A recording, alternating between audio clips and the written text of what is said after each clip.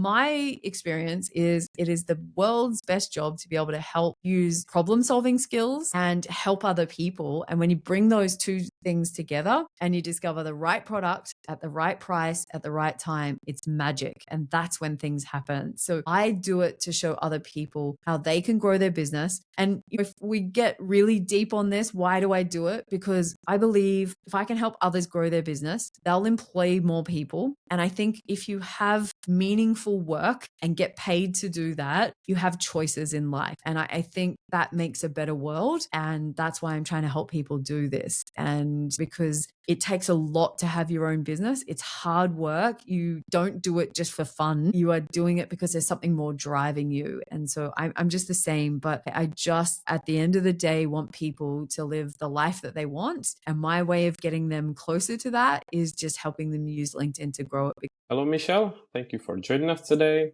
and welcome to the show. Thank you so much for having me. We're on opposite sides of the world, but we have one thing in common. We love LinkedIn. So I can't wait to have this chat. That is very true. Same with our audience. And Michelle, for those who don't know you, can you please introduce yourself? Yeah, sure. I'm Michelle J. Raymond, and the initial J is there so that you can actually find me on LinkedIn because I have a really common name. And so often people will say, I couldn't find you. So tip for anyone out there, if your name's common, add your middle initial so that people can find you. So I'm based here in Sydney. I am a creator on LinkedIn as well as somebody that teaches businesses how to leverage LinkedIn for business growth. So specifically focused on B2B businesses, and my angle on LinkedIn comes back to how do you build personal brands and company brands together for better results? And so I'm known around the world as an international speaker on LinkedIn company pages. I co-wrote the world's first book and only book on company pages. That's how funny, I guess that's how exciting I found the opportunity 5 years ago that no one else was talking about them. So yeah, company pages is kind of my thing. I was really surprised when you mentioned J in your name. I would never expect that, but it makes sense.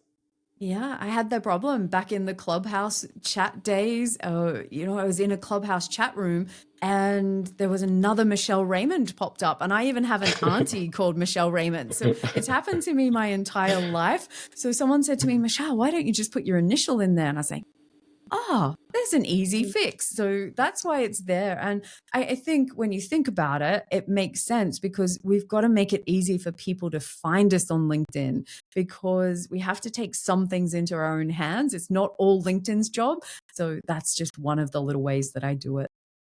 It is true. And not only LinkedIn, because even when I do some preparation for the podcast and I search on Google, I guess that if I put there Michelle Raymond, I would get a lot of results. But since I went for Michelle J. Raymond, it was much easier. So that's a smart idea.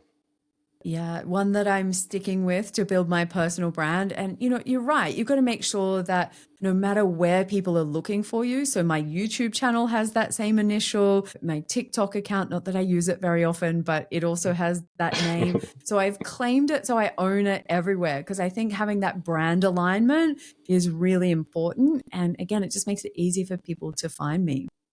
I think so. I agree. I was, Michelle, really curious to hear your story. How did you basically discover LinkedIn? It's also the question that I kind of ask everyone. And then I read it or listened to it on your website, and I think it's really inspiring and interesting. So can you tell us what was like the background or the career that you did before and about the moment that made you to switch and pursue this type of career? Yeah, for sure. So I spent 20 odd years in B2B sales roles, so account managers in manufacturing environments mostly. And like many people, 10 years ago, I used LinkedIn to get a new job. And the new job was a job that I was familiar with, but in a completely new industry that I didn't have any existing relationships in that particular industry. And I started this new job and people were really lovely. And then my boss came to me and said, Michelle, here's your customer list. We're going to give you 80 customers spread around Australia, which is, the size of the US. It's a big country. And off you go and sell. And I was like, 10,000 ingredients that I have to offer, 80 customers spread around Australia. This maths isn't adding up. And I'd seen people posting content on LinkedIn when I was doing my job stuff, and I'd updated my profile because I thought it would be good to help me get that job. And that's kind of all I'd done. But I said to my boss, look, can I post some content? And he was like, Michelle, I don't even know what you're talking about, but if it's free, I don't care. That was his only guidance. Is it free? And I said, I think so. I didn't even know. I said, I think so. And he said, well, just go and sell. And I was like, okay, I want to impress. And so I started to create some content really as a way to be able to connect what we did with as many people as I could in the industry in an online world, because the world had changed. And if you Googled this particular business, you couldn't find anything online, because that industry was an industry where they kept little black books of secrets so that nobody else could find out, because that's how you protected your business. That silly thing called, the internet and Google and all of that data that we now have at our fingertips just changed the game. But what happened, Thomas, was I realized if you just post content, but you don't have any community to actually see that content, you're just basically talking to yourself. So I went around to building the world's most amazing community built around the chemicals and beauty industry, which is where I come from. And I built that when no one else was doing it. And I just watched the sales come in. It was incredible. That was about 10 years ago. But fast forward, around 5 years ago, I quit my job and had to do that on the spot. It wasn't my choice. But the next day I decided I wasn't going to work for anyone else again. And, one of those things happened where I had no idea what I was going to do. So what I did is I just realized my industry, because it was COVID and we're in lockdown, had started to use LinkedIn to do what I'd been doing for a long time. So I kind of said to them, you know what, if you do this, this, and this, it'll make a huge difference on LinkedIn. And thankfully, somebody said to me, Michelle, where did you learn all of this? I wish I could learn from you. And the rest, as they say, is history. I get to teach people all over the world now how to leverage LinkedIn for business growth. And I think I've got the best job in the world. Oh, I'm so happy to hear that. And that's some serious experience. As you said, it's been more than 10 years. Back then, I had no idea there is something like LinkedIn. So it's impressive. Yeah, look, LinkedIn's changed so much in that 10 years. Like, I remember when I first started, there was no limits on how many people you connected with. And I would sit there on a, Saturday night watching TV, just connecting with as many people as I can. And if you think about it, this is how much LinkedIn's changed. Now you're limited to roughly 100 people per week. So if you're just starting out on LinkedIn today and trying to compare yourself to someone like myself that's been on there for 10 years, there are people that have been on there a lot longer than I have. That's why they've got much bigger numbers. And LinkedIn's not really designed now to have huge numbers of followers and be like an influencer or that style of creator on LinkedIn. Like, they just don't support that kind of structure. So yeah, things have changed a lot. I mean, back then we didn't have articles, we didn't have newsletters. LinkedIn Live was fancy. Like, there's so many new tools that we've got, but it's definitely way more crowded these days. It's kind of crazy. As we are then comparing what was it before like and what is it now like, what do you think it's going to be like in the future? Of course, it's a broad question, but maybe in a few years. Yeah, I actually think, and I can feel it right now in myself and with my community on LinkedIn right now, it's a really interesting time, and not in the good way on LinkedIn right now. I'm an optimist. I'm a pretty positive person. And no matter what changes have come by on LinkedIn, I just roll with it. That's my kind of personality. And most of the people around me are like that. Some things press my buttons, but in general, I like to see the best in things. But I think with the algorithm change back in June, where we went from, LinkedIn shifted it from reach to relevancy. And for people who don't know what that is, reach is the number of impressions that you see on your post, so that number that always shows up, and it might be 500, it might be, 50,000, depending who you are. But then they changed it to relevancy. And that number, which we'd been so used to judging our work on, is now halved, or in many cases, even less than half of that number. So for ever in a day, I would be just getting 2,500 to 3,500 impressions on my post. Didn't matter what I did, pretty much been standard like that for a long time. And now Some days I might get 1,000. Some days it goes up to 5. Some days it's back at 2. Like it is all over the place. And I feel like I don't see my friends anymore. Like, I'm like, Mm. what do they think is relevant to me? Because what I'm seeing is not what I want to see. And I think it's the first time I felt like people are a bit angry with LinkedIn and not enjoying it and looking for alternatives. And I think that there will be an alternative that will pop up in place of LinkedIn over the next couple of years, which is going to be an interesting time for them. But I think they need to spend less time trying to be like other platforms and just do what they do well, which is business networking. That's a good point, because I feel like that I've seen quite a lot of changes lately too. For example, I remember a video. I'm sure that you remember when they introduced the button on the mobile app. Then suddenly it disappeared, so it's not there anymore.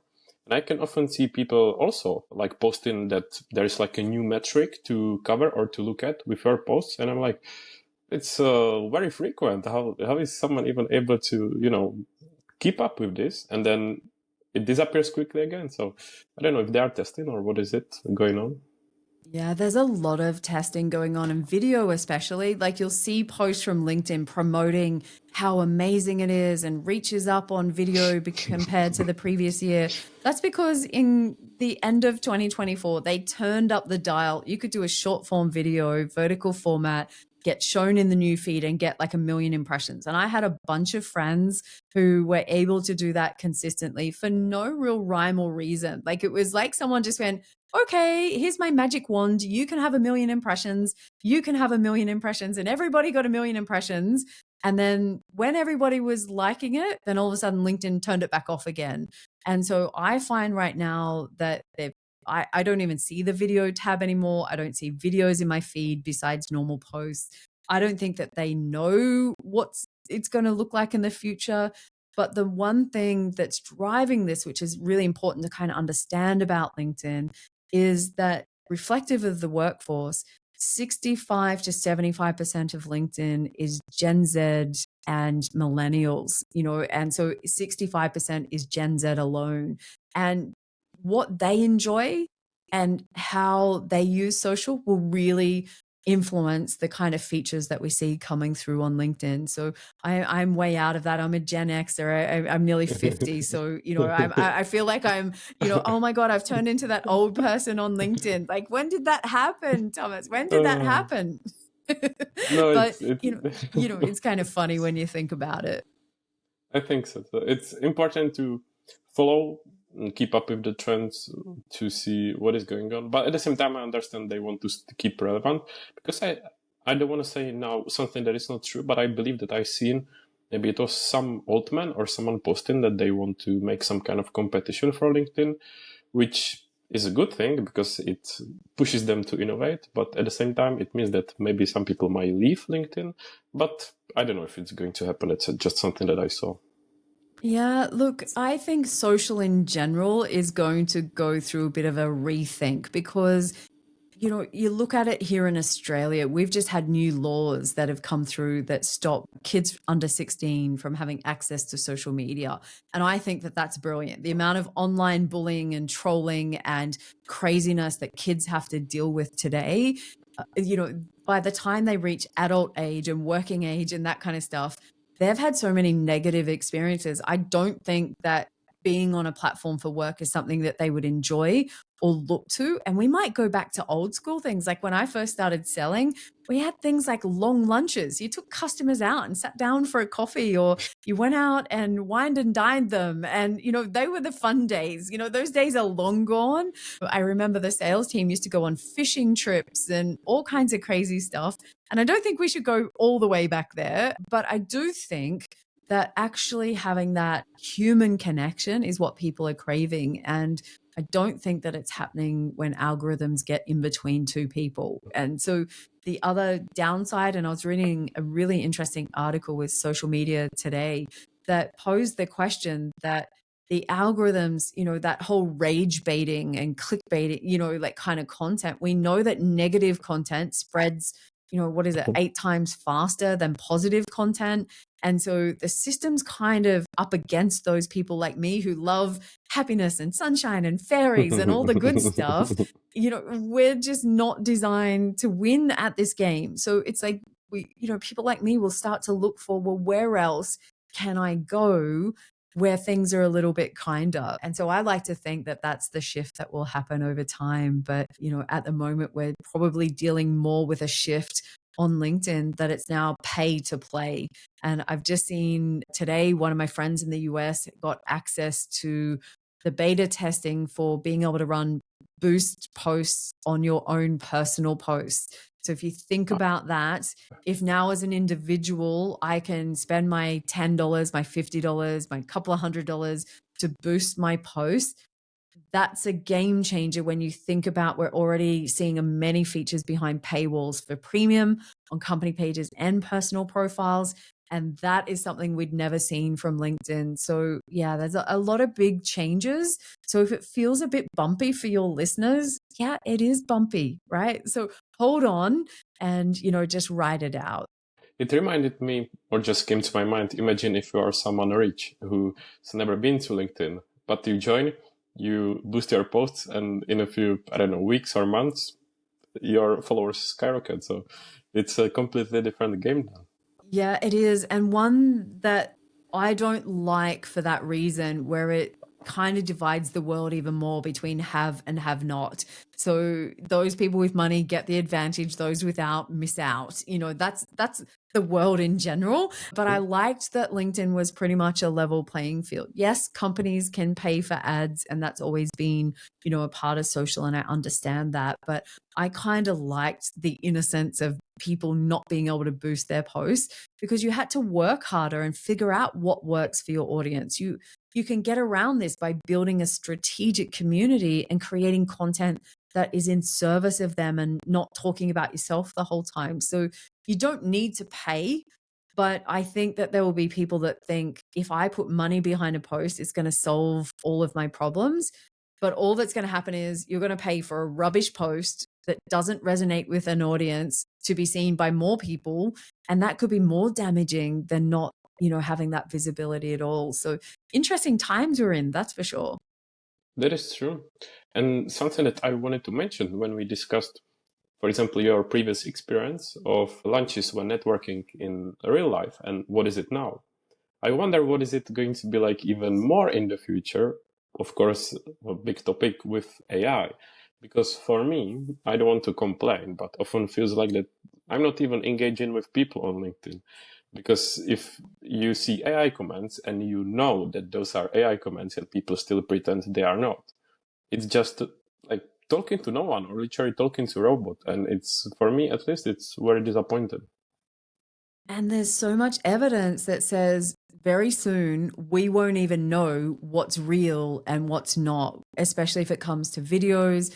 I've had my own personal experience of this. I was on Chris Doe's podcast, and so many of the comments on his YouTube channel, like he's got over 1 million subscribers on that channel. So the feedback, which I go and read the comments, was, is this a Gen AI bot, basically? Was I one of those, scenarios from like Hey Gen, where I'm a talking head, that an AI? And I was like, it's me. Like, I've just practiced for 5 years on how to become a good speaker. Like, I've got great lighting. Thank you for thinking I'm a robot, but no, I'm real. I don't know how to prove it. And I was talking about this to someone just this week, and he said to me, Michelle, I actually think that the future will be that people will pay a premium to work with real people and not AI. And I like to think that that's the world that we'll live in, as much as those who love AI think it's so good. Let's automate relationships. Can you imagine if you did that in any other area of your life? Oh, hi, I need a new friend. AI, go do all the work for me and come back and tell me who you found. Like, that would be weird. Oh, I want to get into a new relationship. AI, can you go sort that out and then bring back a partner for me? Like, honestly, like, that's just weird. So I don't understand why we do it on LinkedIn. Like, are we really that desperate to find new connections that we don't even do it ourselves? Like, I don't know. It's weird. I feel like that people just want to speed up the process and they show up. Of course, I might be wrong, but I think they might be comparing to others. Because you join LinkedIn, you see people with high engagement, impressions, following, and everything. Because also, I think what is, I don't want to say problem, but what you can see happens a lot is that people share their wins. For example, you see the post, I closed this and that number of clients from this post and blah, blah. But no one tells you how many they haven't closed, what haven't worked out in the end, and then it's easy to compare. And then if it's someone who joined, for example, recently, they want to quick results. But as we are speaking now, and you just said that you've been showing up for more than 10 years, it's like what no one knows, or they are not just willing to put the work in. And then that's, in my opinion, why they want to speed it up or find some shortcuts. Yeah, absolutely. Everybody wants stuff now, that instant gratification. And when you do start on LinkedIn and you look around and you find big influencers, most people don't question, how did they get those hundreds of thousands of followers? Why are they getting that engagement every single post? Like, it's, without fail, the same people showing up, the same numbers of likes and comments on every single post, no real thoughtful content or engagement going on. And you scratch your head and go, this doesn't seem right. Like, why am I pouring so much effort into it? And I just want to reiterate with listeners that ultimately, most people on LinkedIn, like, if you see them and they've climbed above 40,000, 50,000 kind of followers, and they haven't been on LinkedIn for like 20 years, they have gamed the system. And I'm very happy to say that there are a couple of rare unicorns on LinkedIn, those people that joined at the right time in the right place. But most of the ones that have hundreds of thousands of followers have all cheated the system if they're not a famous person from that we know, outside of LinkedIn. Those people like Bill Gates, like, that's a whole brand and a whole company. And even he's been building his personal brand for 20, 30, 40 years. So from that perspective, like, don't be put off by it and just be careful, because those people will shout from the rooftops how easy LinkedIn is, and it's really not. Like, I do this day in out. I train people, I teach people, I do it myself for my business and for my clients. And it's slow on LinkedIn right now. You have to work harder. Things are taking longer. People aren't paying as much. That's the reality of the world that we're on. And if you think you can just show up, post some content, and the sales leads will come in, I got to break it to you. That is a dream, my friends. You should wake up. That's like me pretending I'm going to run a marathon just because I, walked in the door at the gym. Like, it ain't going to happen. You have to do more work. And it's slow. It's not designed to happen overnight. I will send people specifically to this section because I feel like that's, I don't know, the majority of people, what I think. I show up, I post, work done.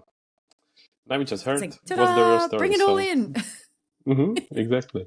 And as you just said that, Michelle, what is it? I mean, it's probably obvious that it's your work or the business, but you've been in the game for a long time. So what is it that has been kind of pushing you? Because it's not always easy to show up. So what's been your motivation, or when you fell down that you don't want to, what is it that helps you?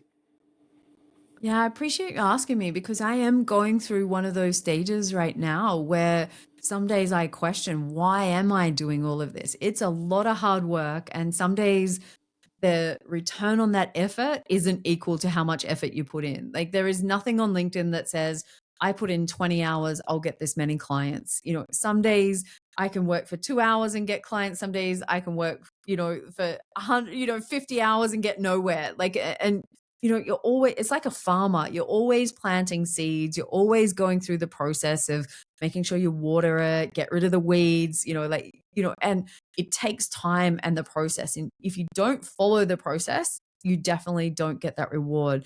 But to answer your question, why do I do it? I genuinely love helping other people grow their business. And my experience in sales, my entire career, most people roll their eyes and can think, why would you want to be in sales? Like, it's the worst job in the world for a lot of people, because they have this vision of it being some kind of job where your whole idea of the job is to rip other people off. Like used car salesman is what we would say here in Australia, and that's where their brain goes to. My experience is it is the world's best job to be able to help use problem solving skills and help other people. And when you bring those two things together and you discover the right product at the right price at the right time, it's magic, and that's when things happen. So I do it to show other people how they can grow their business. And, if we get really deep on this, why do I do it? Because I believe if I can help others grow their business, they'll employ more people. And I think if you have meaningful work and get paid to do that, you have choices in life. And I think that makes a better world. And that's why I'm trying to help people do this. And, because it takes a lot to have your own business. It's hard work. You don't do it just for fun. You are doing it because there's something more driving you. And so I'm just the same, but I just, at the end of the day, want people to live the life that they want. And my way of getting them closer to that is just helping them use LinkedIn to grow it, because it's the platform where business is done. And so if it became somewhere else, would I swap platforms? Yeah, I'm not loyal that much to LinkedIn. I'm loyal to the people that I love to serve and show them, how it can be done. I really like it. I'm glad that I asked the question. I wish there were more people with such a mission or such a purpose behind it. I was just looking at, of course, doing some preparation before our recording. And as I see a lot of content on LinkedIn, just to kind of touch upon what you discussed before, that it's not always maybe rewarding, or you do some work and it doesn't pay off as you wish. Honestly, I have to say that I saw your posts. I think it was about Tim Tam tricks or Tim Tam tips or something like that. And that post, that's it. Tim Tams. Yep. stood out to me so much because it was funny, interesting. It kept me hooked. I wanted to see what it is. And it's this type of post or content that you don't just see on LinkedIn, because you all the time see like personal branding tips, carousel about this and that, motivation, inspiration. You see it every day. But if there is piece of content like this, it makes me remember, it just stands out and it's different. So it just to come back to your point that I think you've got amazing content and it definitely stands out from the others. And yeah, it was just some words of the praise because of what you said before. So you did a really great job.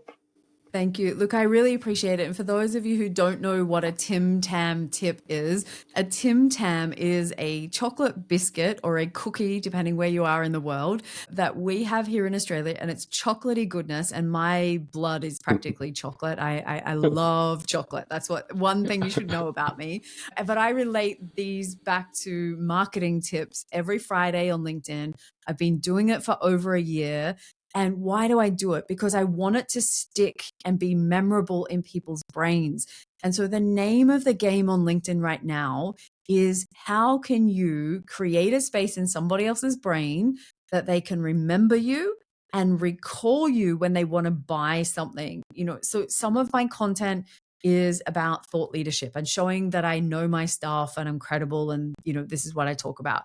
Some of it is so that I can stand out, not for attention's sake, for the sake of it, but so that you can easily in your brain go to that filing cabinet and go, oh, LinkedIn trainers, who do I know? Oh, Tim Tam tips, Michelle. Because there's so many people that do what I do. And so finding your own way, whatever your thing is, find your thing that makes you stand out. I've got friends of mine, it might be gardening. I've got others, that do surfing, or, all kinds of different little things. Like, what is it that makes you that you can share with other people? We've got dog lovers, cat lovers, and it's those little pieces, if you think about it. And I go back to my account management days when I would walk into a room and I would meet with someone, and it was my job to look after this customer long term. In that first conversation, I'm looking to build rapport with them. What is it that you and I have in common? What can I find out about you? What is it, your favorite sporting team? It could be whereabouts you live. What's the weather like? What do you enjoy about your job? How long have you been there? All of those little questions are exactly the thing that makes a direct message on LinkedIn one that gets responded to versus one that just gets annoys the person on the other side. So you said it before, slowing things down on LinkedIn and actually taking time to get to know other people is part of the relationship building, which is where the real magic happens on LinkedIn. And you don't know where it will take you. Like, I've had people help me that I never in a million years, I didn't even know that they knew me. And then they reach out and they're like, I had the funniest experience today, Tim Tam tips, right? You think this is funny. So someone that I don't know very well on LinkedIn, but I'm a first degree connection, they follow my content. At some point we got connected, has been following my Tim Tam tips, is in an Uber in Chicago talking about LinkedIn and what's going on. And me and my Tim Tam tips comes into the conversation and the Uber driver knows who I am.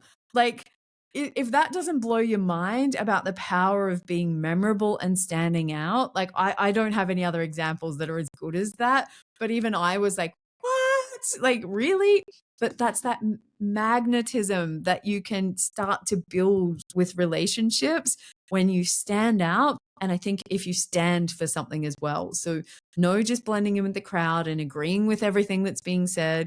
Sometimes it's about having a difference of opinions and not being contrarian because you want to start a fight, but just because you are confident in your abilities and your knowledge, and that that what you're saying is backed by, whether it's further knowledge or whatever it happens to be, but find a way to stand for what you believe in. And I think that is another secret to success on LinkedIn today.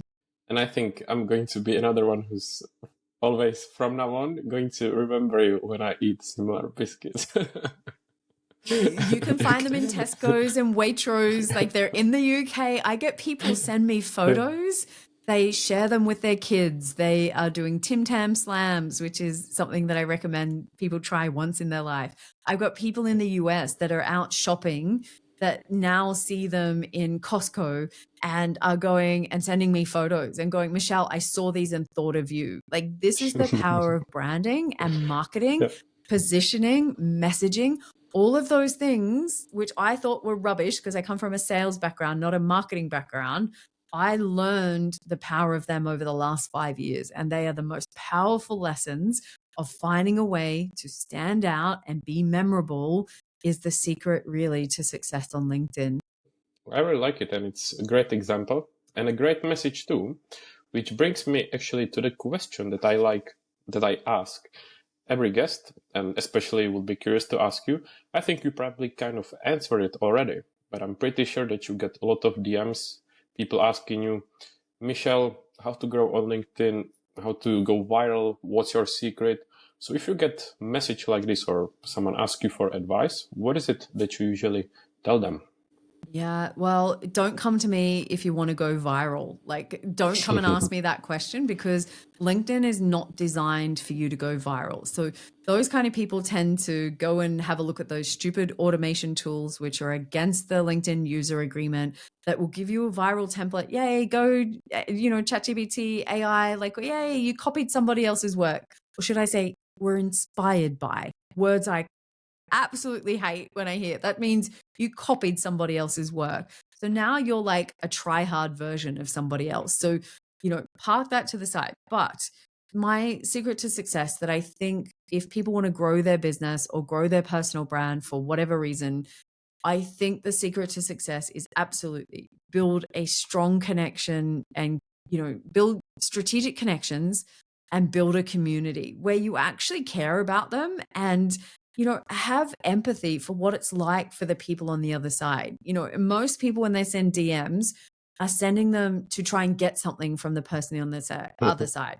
Hey, buy my stuff. I've got the world's most amazing product, service, widget, like whatever. I'm the best, buy mine, let's book a meeting. And the person on the other side is just going, really? Like, who are you? What's going on? Stay away from me. You're the 50th person that's done that to me today.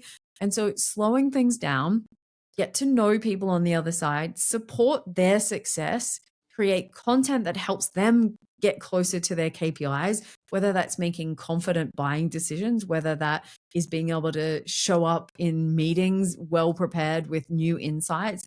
Be that person for other people, and what goes around comes around, and so that is why I get people reach out hey, I spoke with this person. They don't, look after company pages. They said I should come and talk to you. And that referral part of that networking on LinkedIn is probably the most untapped benefit, that people are so focused on what's my hook line on my content, like how do I write a viral post? Like, you don't go and have some conversations with real people. Like, Mhm. don't think that the robots are coming to save you. It's the people that you build relationships that will. I completely agree. And I think that people also often forget that if they get a viral post, it usually attracts the people that are not your audience. So what is then the point of attracting large masses of people that do not know you, don't really care about you? So in the end, is it actually a good thing or not? Yeah. And if you've ever sat down and, occasionally I've had a post that's gone to 30, 40,000, and I'm talking maybe once a year or something like that. I don't write content that is designed to do that kind of thing.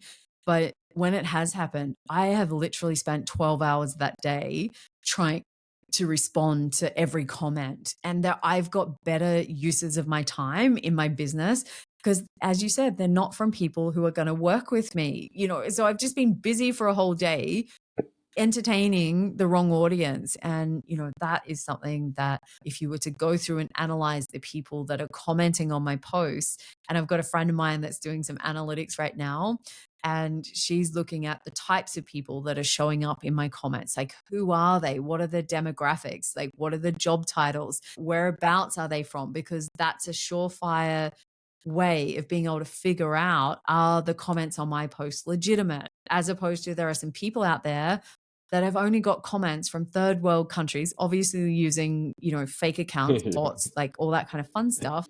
And it's like, you look popular, but you're actually just a fraud. And, I love my community on LinkedIn. I think the value of that is priceless to me, because they teach me, they support me, they challenge me, they make me better. And I think that is just what I'm most grateful for when it comes to LinkedIn, is the people that I've got to meet all over the world. And it's just a gift that I think we take for granted. I agree. And I think, or something that I try to remind myself and also tell people if they ask for some kind of advice or something, is just to have fun when showing up. And I think very important part of that is just to having the community of the right people, such as, let's be honest, it's not always easy to show up, but if you show up and you know that there are going to be people that you like, that are your friends, that you just have fun with, it just makes everything easier and more fun to show up. Yeah, and that consistency over the long term. So I say it's like persistency that will get you wins on LinkedIn, showing up day after day after day after day.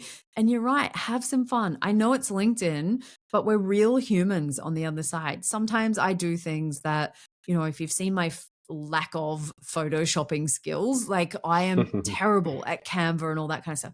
So I just embrace that and do silly looking things that people just laugh and go, "Did you really do that?" Like, and I'm like, "Yep, it looks like a 5-year-old has, like put something together."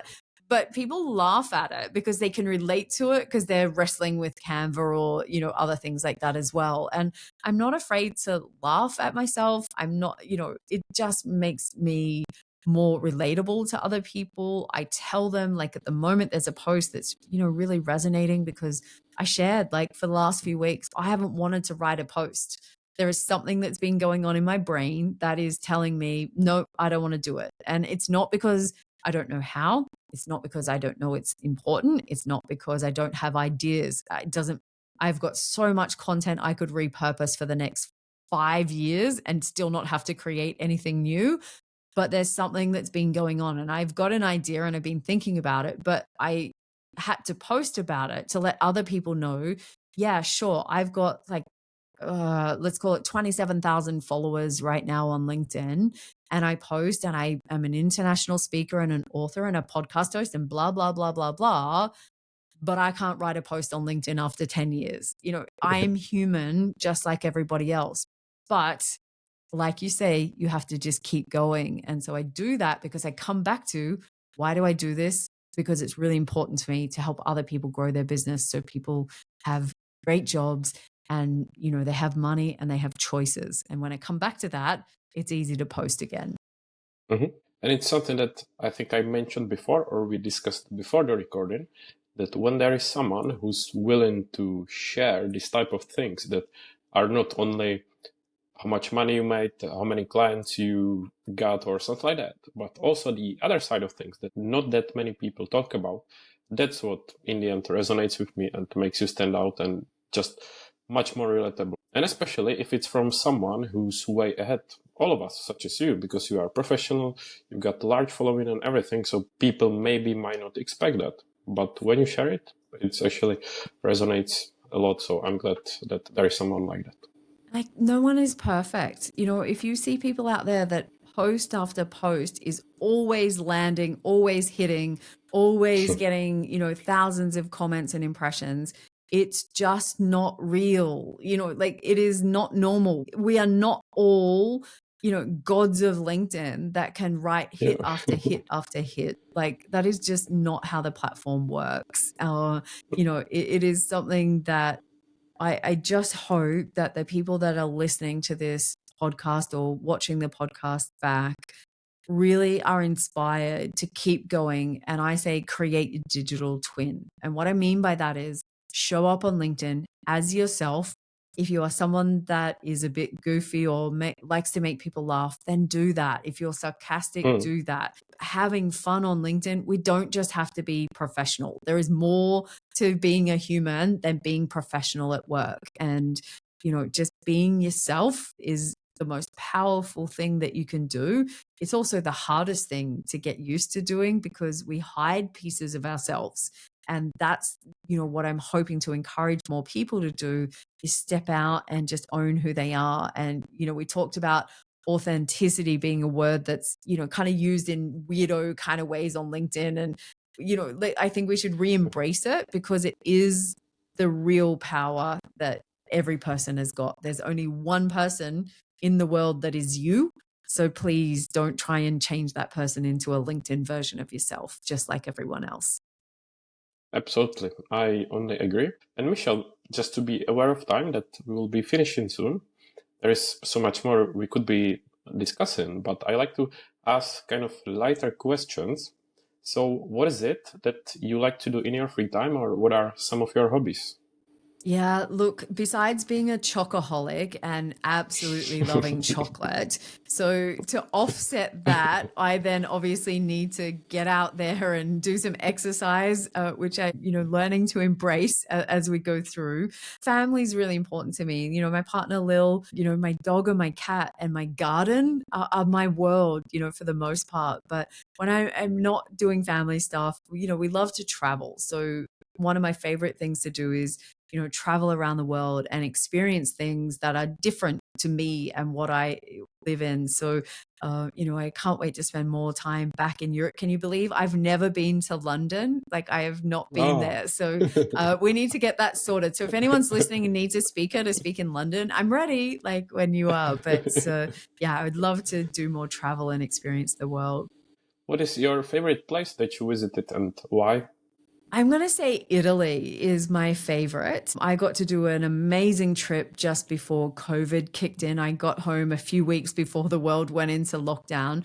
But the reason being, besides the food, like, of course, the food's one thing, but I love the people. I love that they talk. I'm a talker. You know, I'm sure your listeners are shocked at that. But, you know, I just love friendly people, and I love people that are willing, when you're standing on the street or, you know, you walk up to the coffee bar and stand there and have a coffee with someone, you know, and that kind of, yeah, the community-based kind of places I like. So there are other places who don't really do chit chat. Like, you know, so I'm the person, if you're at a bus stop or you're stuck next to me on a plane, I will talk to you. So I'm just warning people. So I find it tricky in countries like I love my friends in Denmark, but they don't do chit chat. And I find that really tricky because I think, why don't they like me? So it's just, you know, part of getting to know what cultures do around the world. But yeah, shout out to my friends in Denmark. And, you know, I've got a lot there after speaking there a couple of times. But it's things like that you realize the world, we're all so different. And on LinkedIn, you know, one of the most amazing things, I've worked with people in 24 different countries. I'm a better person for having learned from them, some of the cultural things that impact people's time on LinkedIn. Yeah, it's been pretty amazing. So, and here we are today. But I like it. I always like when there is someone positive who lifts up the room and just makes more friendly and welcoming environment. So I'm glad that there is someone like that. I actually got invited by someone who wanted me, based on my LinkedIn post, to come and work for them. And basically, my job title was going to be Sunshine Officer. I was only meant to go in there and just uplift the whole place and make people feel better. So it's kind of like my dog is that kind of dog as well. It's like, hi, here I am. Let's all have fun. So yeah, sorry, I digressed, but you just made me think of something. That's the impact that you can have on other people. And it's kind of cool. Little Miss It's my favorite Sunshine. title. I will remember that. Yeah. Then, Michelle, we discussed everything, and there is so much we didn't have time to discuss. But can you summarize where people can find you, follow you, and promote any of your services? Yeah, look, I would love for people to connect with me on LinkedIn. No surprises there. Michelle J. Raymond, as we discussed at the beginning of the show, is where you'll find me. If you come across there, like I have a great newsletter that I share so much cool stuff that will help you get more out of LinkedIn, which is tied back to my podcast, which is called Social Media for B2B Growth Podcast. So if you enjoyed this podcast and have got space for one more on your player, I would really love for you to come and check it out, because I don't know about you, but podcast listeners are the best because they're super loyal. They know what you like. And when they actually connect with you on LinkedIn, it's like meeting an old friend. They tend to know you. They're like, it can repeat back everything that you've ever said. And I really appreciate that. So as somebody that doesn't listen to podcasts themselves, I just love the power of podcasting. It's just the best gift. So yeah. Me too, and it's a shame we didn't have time to discuss podcasting, but I know that we could be discussing it for at least the whole hour. But Michelle, you haven't mentioned your books. Can you tell people where they can buy them as well? Because it's really impressive that you've written books. Yeah, thank you. As I said, I've written the world's first and only book on LinkedIn company pages. So if you're a new company page admin and not sure where to start, it's called Business Gold. Again, come to my profile. The links will be there. But also the second one is called the LinkedIn Branding Book. So it is about basically how do you use LinkedIn to build a business and a personal brand together for better results. And it ties back to our podcast that we do as well. But ultimately, it's about my journey of getting started, what I wish I'd known, and the same with my co-author, Michelle Griffin. So the two Michelles, we basically wrote the book that we wish we had when we got started on LinkedIn. And so it comes with a brand workbook, which will really help you get clarity around how you want to show up on LinkedIn, which is really important work to do long before you start posting or commenting or taking those other actions. So thank you for the reminder. They're both on Amazon. You can always find them. But again, send me a direct message. I'm always happy to share the links. But they're designed to help people that are starting out because, yeah, they're just the resources I wish I had instead of making so many costly mistakes. Yeah, I can relate to that. And as always, I will add any links to the show notes. And then very last question, is there anything that I should have asked you and did not, or any final message or piece of advice or anything you would like to share before we finish? Yeah, the one last thing that I'll leave your listeners with is no matter how many times you see a post on LinkedIn or read it in some or hear it anywhere, company pages on LinkedIn are not a waste of time. So they have a very different part to play compared to your profile. But if you have a business, you need a LinkedIn company page.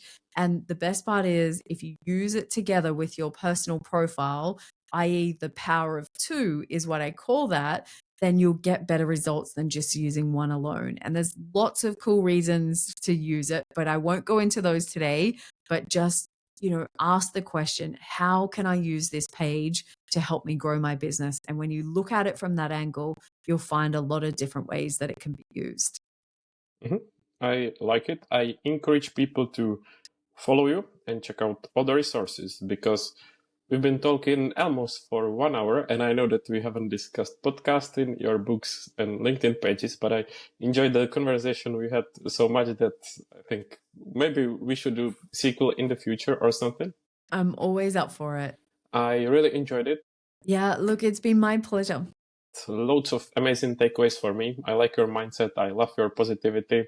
So thank you so much. I will keep in touch and I wish you all the best on your journey. Thank you. Likewise, and cheers to coming back for the sequel. Just, you know where to find me. Let's make it happen because as you've discovered, I could talk about this stuff all day. So if it can help other people out there, yeah, let's make it happen.